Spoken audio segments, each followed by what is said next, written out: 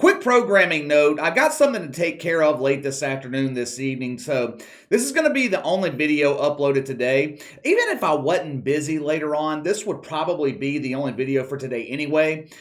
I just don't feel all that well today. Slept through my alarm again this morning. I didn't wake up until 8:30. Slept for 10 hours last night. That just never happens. I'm going to keep fighting through this thing, but this weekend is going to be similar to last weekend. We'll have one video uploaded each day, Friday through Sunday. We'll be back to our normal routine on Monday. Me personally, I've never been all that big on apologies. I pay more attention to people's actions than I do their words. I rarely apologize for anything. Not because I'm too proud to admit when I'm wrong. It's not because I have too much pride. Matter of fact, now that pride has been adopted by the butt brigade, I find myself using that word less and less to describe myself. 10 years ago, if someone told me they took a lot of pride in their work, their career, or their life for that matter, I would look at that as a good thing. Today, if someone tells me about their pride, I assume they keep a fresh stock of Preparation H. The reason I rarely apologize, it doesn't ever seem like enough. I would rather show you that I'm sorry. I would rather change my behavior than give you some meaningless words in an apology. Much like the era of victimization, it seems like everyone today wants to apologize for something, especially woke white people. People like Nick Wright or Max Kellerman constantly atoning for their white privilege. I'm so sorry for being white. I know I'm given opportunities because of my skin color. Just the other night at the Butt Bongo Festival, Shay Shay Sharp had his pants down ready for action. I was fully dressed. The only evil white skin showing was on my face. I tried to make it a fair competition for Shay Shay, but hundreds of butt brigaders passed by Shay Shay clamoring for a taste of my vanilla ice cream. I don't understand this apology movement. I contacted some of my inside sources at Woke United Methodist. I asked if they could give me some insight as to why people or organizations continue to apologize for seemingly no reason at all. Their response was interesting. KC, public apologies are an act of submission. It shows the person or organization is willing to publicly humiliate themselves in order to keep being invited to private butt bongo parties. Damn. The woke must really bang the hell out of that bongo at these parties. It seems every day we're seeing a new apology. The latest apology comes from something called podcast movement. KC, what the fuck is that? Well, Podcast Movement is an annual conference. Normally, it's held in Dallas, Texas. It is supposedly the largest gathering of podcasters in the country. Apparently, my invite for this year's conference got lost in the mail with ratings for the WNBA on ABC. Podcast Movement invites top podcasters for every genre to the event. People set up booths to promote their show, meet and greet with listeners. Maybe they have speaking engagements and take live questions from the audience. It's basically a trade show for podcasting. Normally, the event goes without controversy. Everyone goes home unoffended. Except this week. KC, did a fight break out between podcasters? No. Although that would be rather interesting if that happened. Two woke lemons slapping each other around with their microphones until the moment comes where they both realize the proper woke use of the microphone. Then they start arguing about who will be the first to assume the position of woke pleasure. Did someone say something offensive? Perhaps they dead-named or misgendered Fragile Frank. No, the commandment of misgendering was not violated. The controversy was actually started by Podcast Movement themselves instead of people attending the event. To their credit, they realized they had violated one of the woke commandments on their own. Thou shalt not associate with normal people who refuse to submit to the cucumber. Podcast Movement wants you to know they're sorry. Ooh, are they sorry? We're in so much pain. The agony, it's too much for me to bear. Damn it, we made a mistake. We must atone for our moment of weakness. Please, please, please don't take away our cucumber privileges. What happened to cause this moment of despair? Check it out for yourself. I'm just going to show you because the reasoning is so ridiculous, I cannot even put it into my own words. There's no need to rewind this video, no need to pause. You read it correctly the first time. Podcast Movement is apologizing for the presence of Ben Shapiro. He didn't speak at the conference. He didn't show up dressed like your typical woke shitfuck with purple hair, a dude wearing fake tits and a thong with a cucumber sticking out of his forehead. Ben Shapiro simply stood there. That's it. That's it. He just stood there. What was so fucking offensive about that? But KC, Ben Shapiro is highly offensive. He has said so many offensive things in the past about people with woke deformities. Yeah, that is true.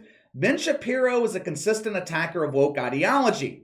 If the Butt Brigade finds Ben Shapiro offensive, I wonder how they're going to label me. Ben Shapiro is a hell of a lot nicer about it than I am.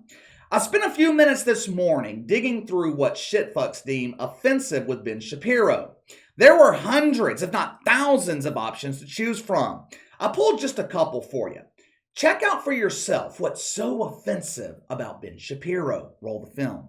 You might wonder why John Fetterman is leading that race.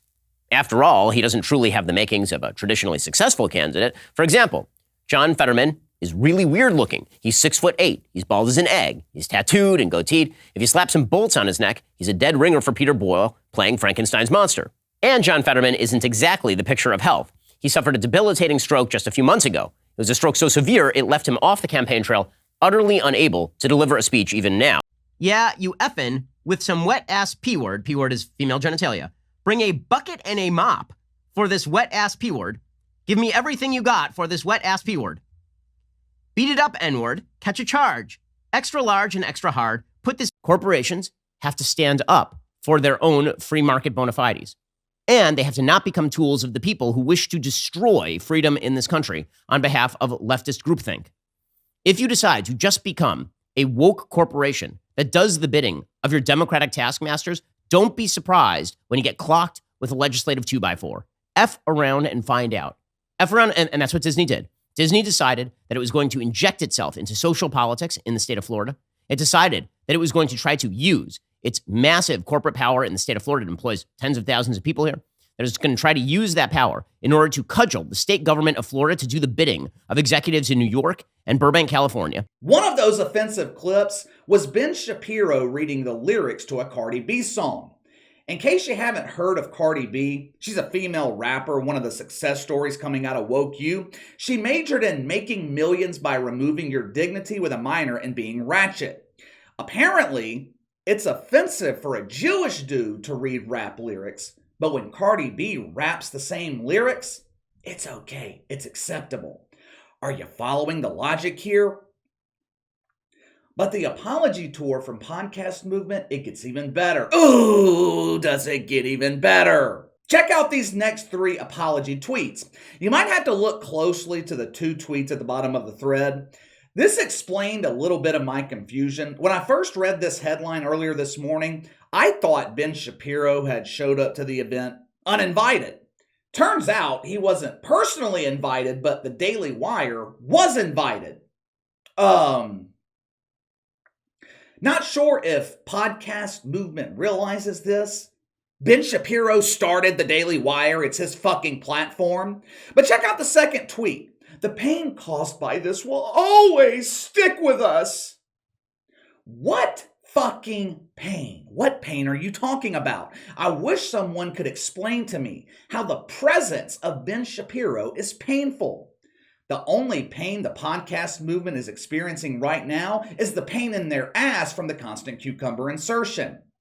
Today is the last day of this event in Dallas. If I had to guess, Podcast Movement is offering complimentary sensitivity training and counseling for all the victims who were harmed by the presence of Ben Shapiro. I managed to find some footage of the pain caused by Ben Shapiro at this event. Watch it for yourself. So do I get to get a picture? 1, 2, 3. God bless you. Hey, thank you. All right, Ben. Pleasure's me. Hey, good to meet you. Take care.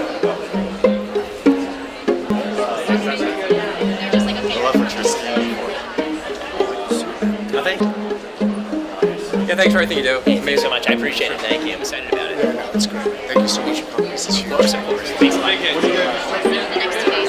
Casey, now you understand. You saw it with your own eyes. Ben Shapiro was not wearing a mask. He was not social distancing. He was shaking hands with people who hadn't properly applied hand lotion. This was a super spreader event. This is absolutely ridiculous. I don't know who the fuck podcast movement was apologizing to here. There was no public outrage about Ben Shapiro making an appearance at this event. It seems to me this apology was nothing but a publicity stunt. It accomplished two things. It gave lonely men a boner on woke Twitter, securing podcast movement a spot at the upcoming Butt Bongo Festival in Gay, Georgia. It also gave the company mainstream publicity. I had never heard of podcast movement before, and I'm in this business. Ben Shapiro is a much bigger name. He has a much bigger platform. Podcast movement used the name recognition of Ben Shapiro to elevate their own brand. Sounds like a lack of integrity to me, but what the hell do I know? I actually think this is going to backfire on him. You think Ben Shapiro ever attends another one of these conferences?